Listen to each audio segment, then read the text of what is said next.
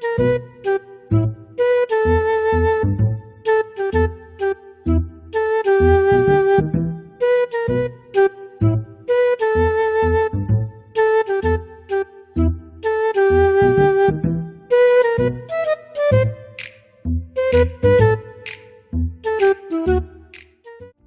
mừng anh chị đã quay trở lại với kênh Top EU, thế giới hàng Đức và châu Âu.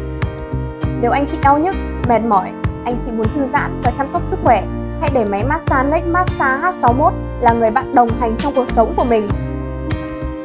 Đây là sản phẩm được tích hợp nhiều chế độ và cấp độ massage khác nhau, giúp hỗ trợ giảm thiểu tối đa các vấn đề về đau mỏi cổ vai gáy của người dùng.